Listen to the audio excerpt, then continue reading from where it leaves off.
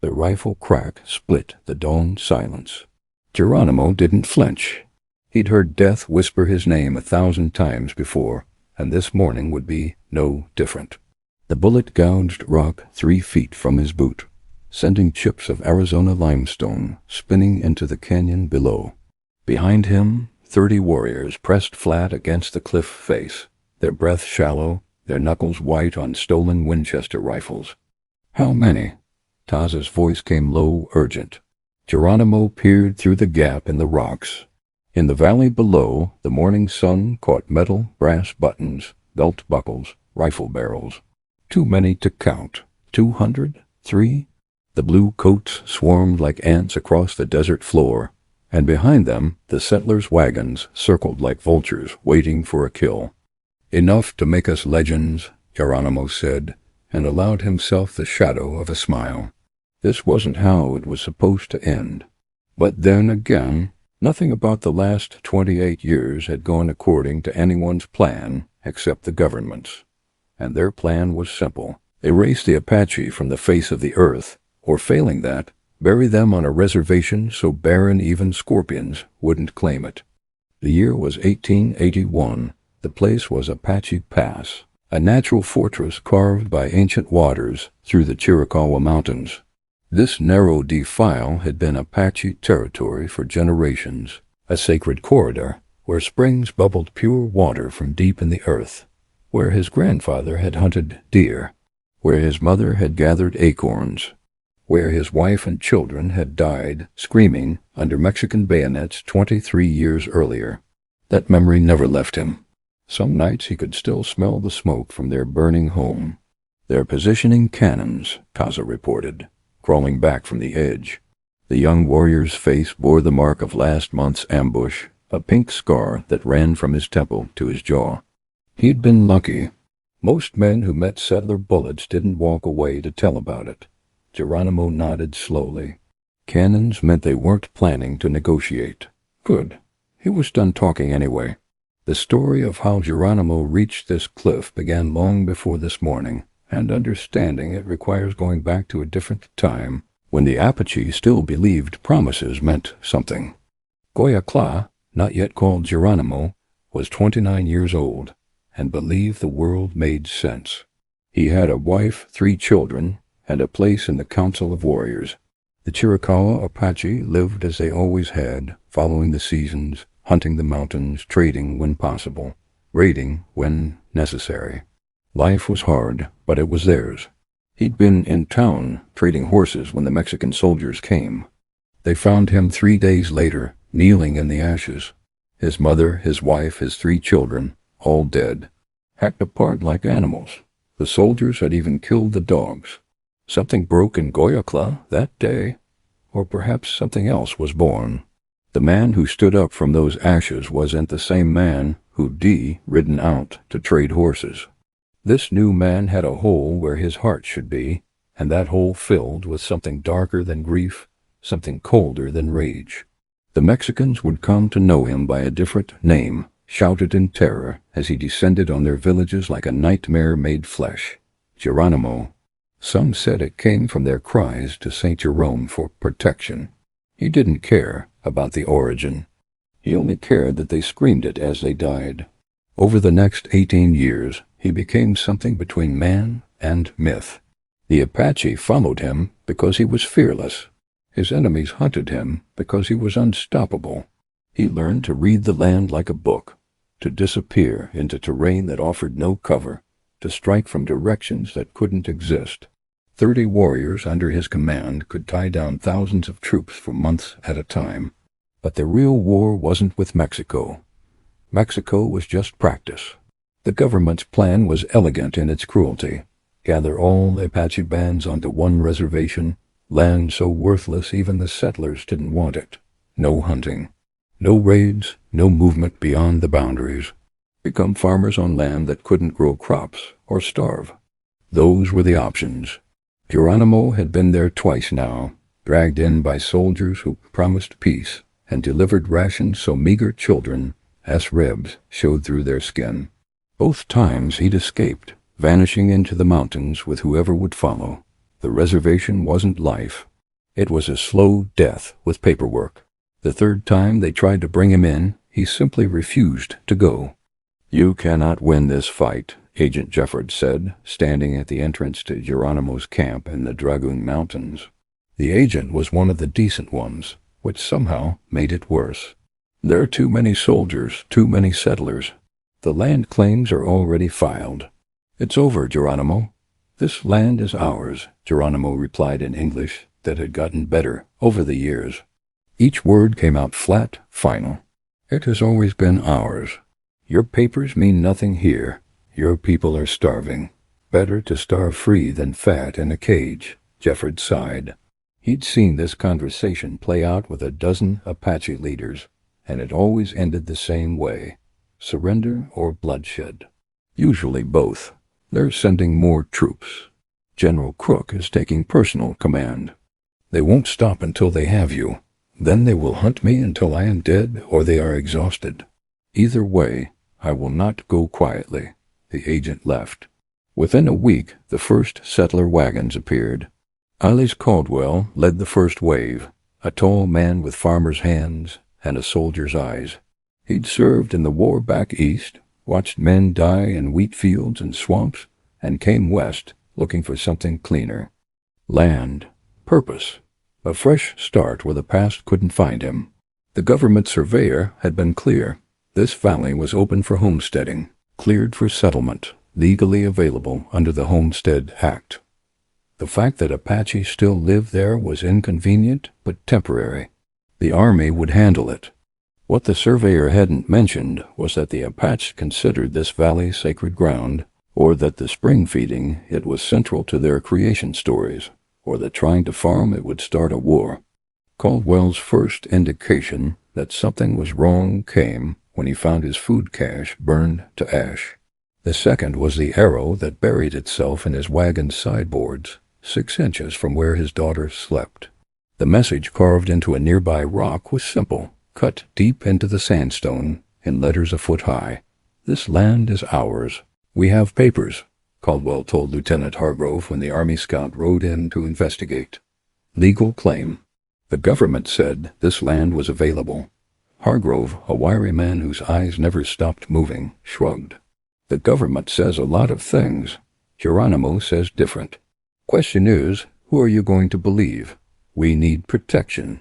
Protection costs money. How much you're willing to pay." That was how it started. Caldwell and 40 other settler families pooling resources to hire guns, to bribe scouts, to pay bounties for Apache scalps. And on the other side, Geronimo, watching the valley fill with foreign faces and foreign ideas, watching his world shrink with every passing day. The collision was inevitable.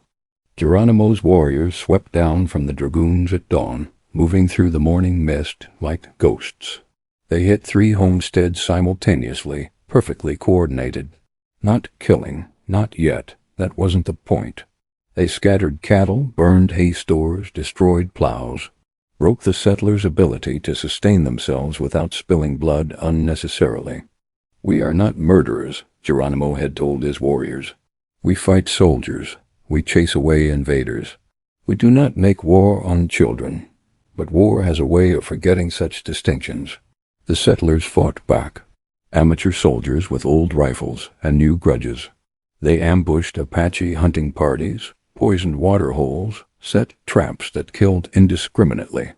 Hargrove collected his bounties, $50 for every confirmed Apache death, and didn't ask questions about age or gender. The violence escalated week by week, raid by reprisal, until the valley ran red with blood that served no purpose except to feed more blood. Taza found Geronimo sitting alone one night, staring at the stars. "We are winning," the young warrior said. "They leave more every week." "We are dying," Geronimo corrected. "Slowly. They have more men, more bullets, more time. We have only our will. Will is enough. You've always said so. I've said many things. Not all of them true." Taza sat beside him, waiting. Geronimo rarely spoke of doubt, and when he did, you listened. "I saw my first white man when I was 16, Geronimo said quietly. "Mountain man trapping beaver. He gave me tobacco and told stories. I thought he was strange but harmless. Now they cover the land like locusts, and for every one we drive away, 10 more appear.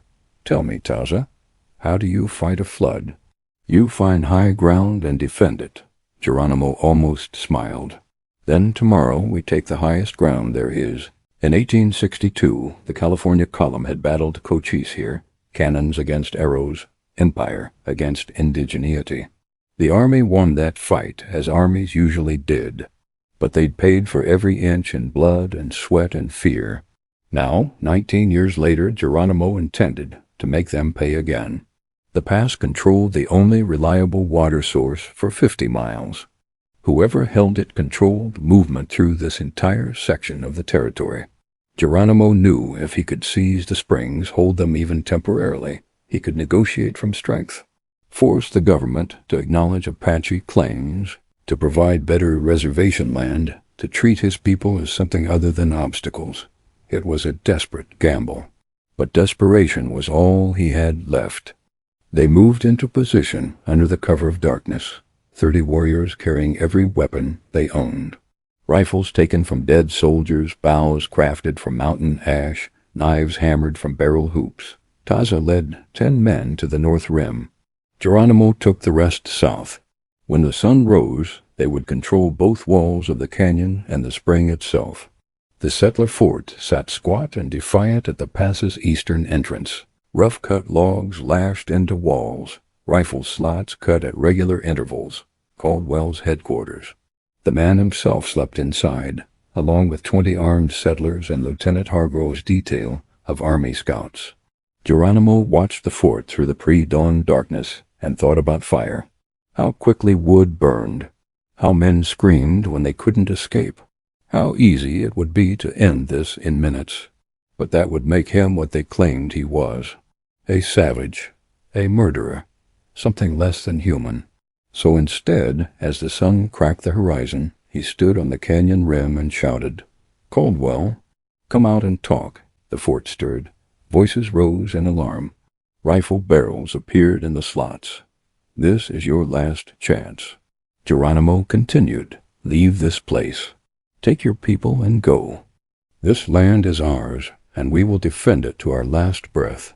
The response came not in words but in gunfire.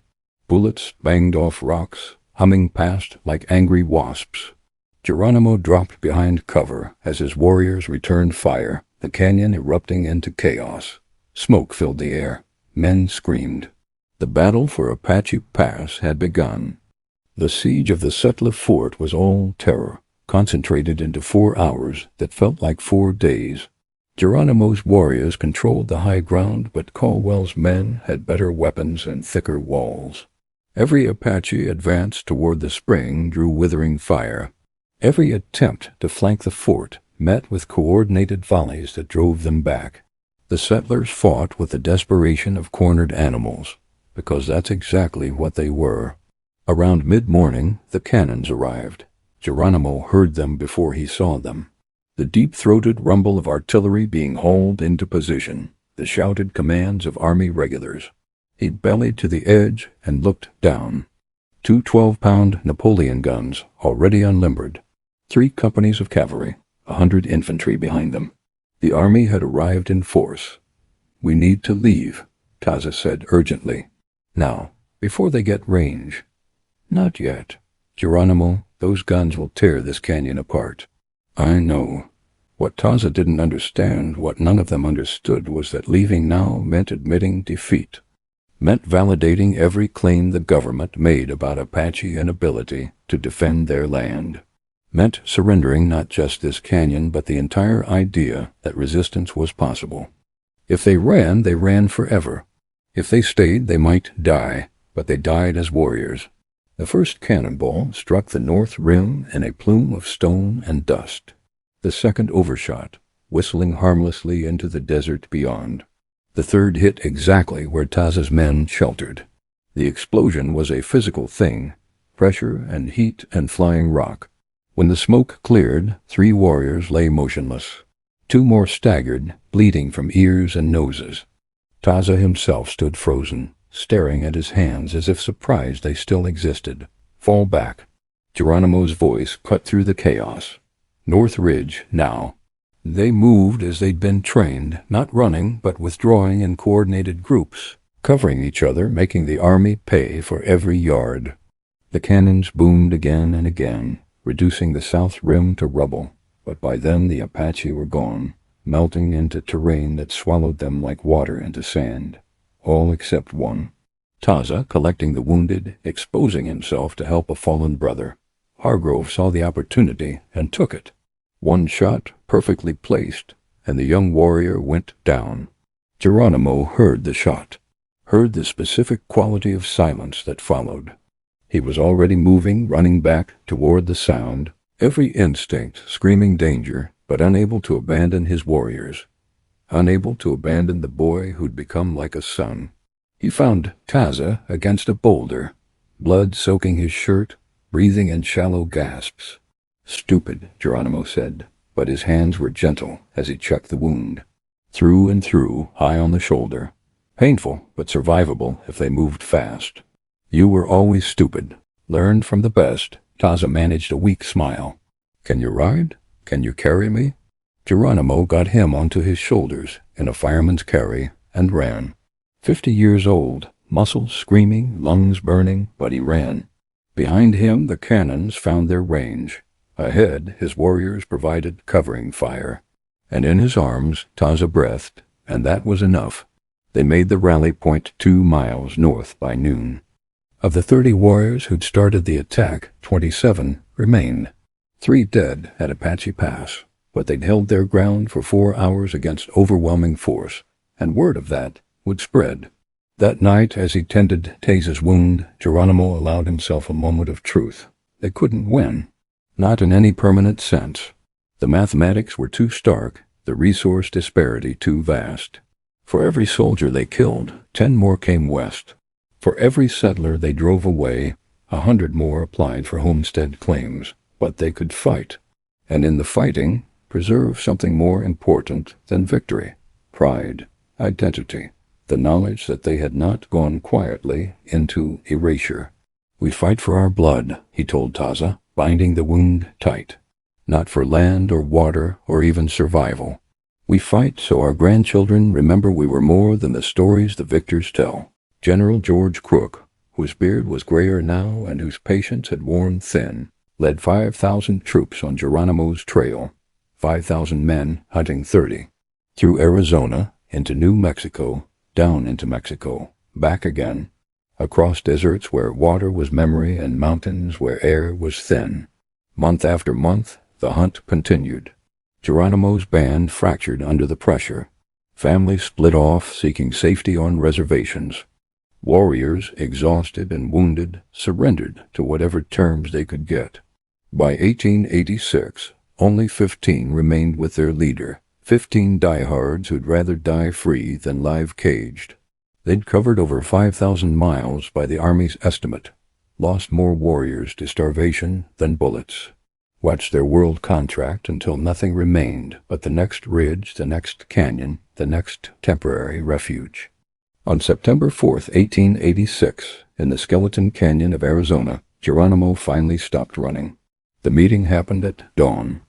Geronimo and his last 15 warriors on one side, General Crook and an entire brigade on the other. Between them, a flat expanse of sand where their shadows stretched long in the rising sun. "Your war is over," Crook said, not unkindly. The general was a professional soldier, not a sadist. He'd been chasing Geronimo for years and had developed a grudging respect. "Surrender now, and I guarantee your people will be treated fairly. You'll be sent to Florida, but you'll live.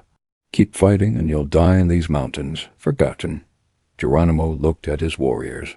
At Taza, scarred and thin but still standing. At men who'd followed him through hell because they believed in something bigger than survival. "This land is ours," he said one last time, but his voice carried no conviction. The land might be theirs in the ways that mattered spiritually and historically, but the legal reality was clear. Papers trumped tradition. Deeds trumped death. "It was," Crook agreed. "Now it belongs to whoever can hold it." And you can't. Not anymore. The truth of that statement hung in the air like smoke. Geronimo removed his rifle from his shoulder, laid it on the sand. One by one, his warriors did the same. The last free Apache band surrendered, not with tears or drama, but with the quiet dignity of men who defought beyond reason and found the limit of what will alone could accomplish.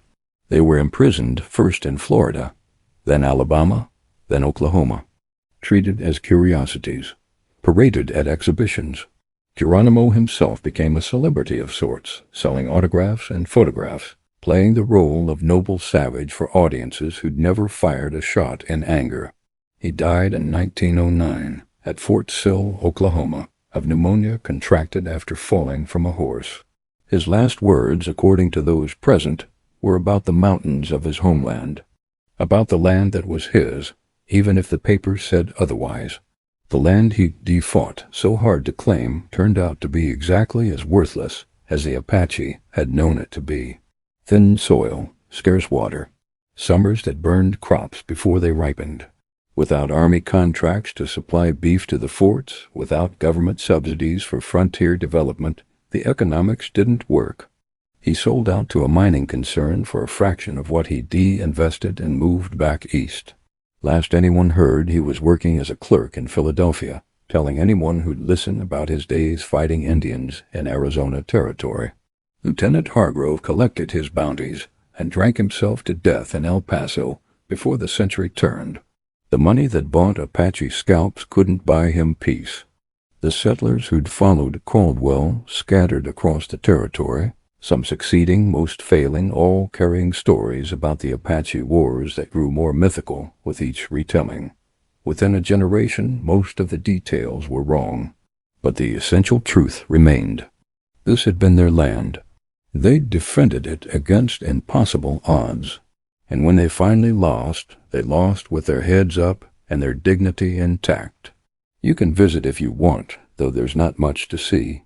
Dry hills, scattered housing, a casino that brings in revenue and controversy in equal measure. The Apache who live there now are descendants of the people Geronimo fought for, trying to preserve culture in a world that's moved on. The Dragoon Mountains are public land now, managed by the Bureau of Land Management, open to hikers and campers. You can stand on the same ridge where Geronimo declared, "This land is ours," and see for 50 miles in every direction. The view hasn't changed much. The ownership has. Apache Pass is marked with a historical plaque that gets the basic facts right but misses the emotional truth. It describes the battle in terms of casualties and tactics, numbers and dates, without capturing what it meant to the men who fought there. How it felt to defend sacred ground against an enemy that couldn't understand why dirt mattered more than life. History is written by the victors, they say, but that's not quite right.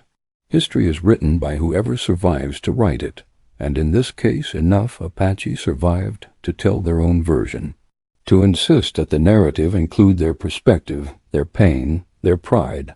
Geronimo's story isn't a tragedy, despite how it ended.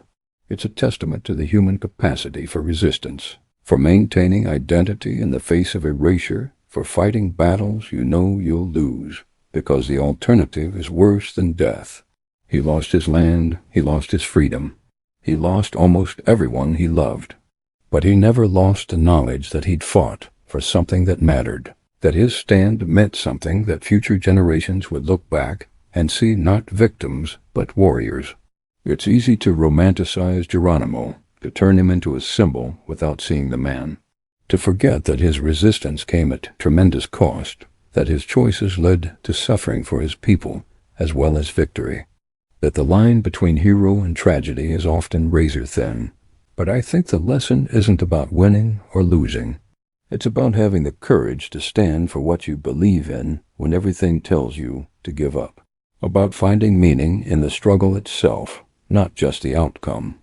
We all face moments where the odds are impossible, where the smart move is to quit, where staying in the fight seems pointless. Those are the moments that define us. Not whether we win, but whether we show up. Geronimo showed up every day for nearly 30 years. against soldiers and settlers, against government policy and historical inevitability, against the slow, grinding machine of manifest destiny.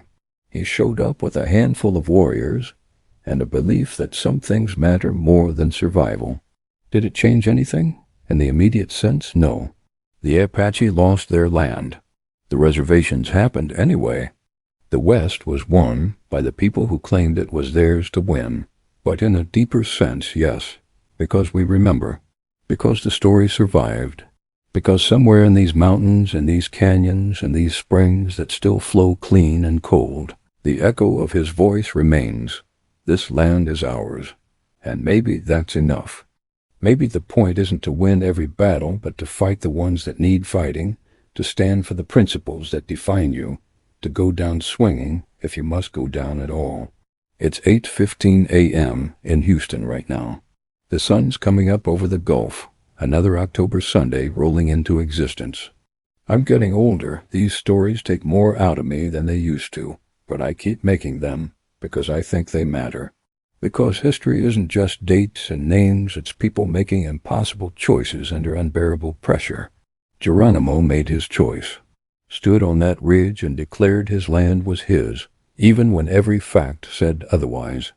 Fought until he couldn't fight anymore, then surrendered with grace. We should all be so brave. If this story resonated with you, hit that subscribe button. Share it with someone who needs to hear about ordinary people doing extraordinary things. Comment below and tell me, would you have stood with Geronimo on that ridge? Would you have had the courage to fight a battle you knew you'd lose? And if it's late where you are, if you're watching this at 3 in the morning because you can't sleep, I appreciate you. Your late night views keep this channel alive. Rest well when you finally can. The Wild West wasn't won by good guys or bad guys. It was fought over by people who believed they were right, who fought for their version of home, who paid prices we can barely imagine for outcomes they couldn't control. Geronimo's story is one of thousands. Each one a life lived fully, desperately, courageously in the face of impossible odds. Thanks for listening. This land remembers them all.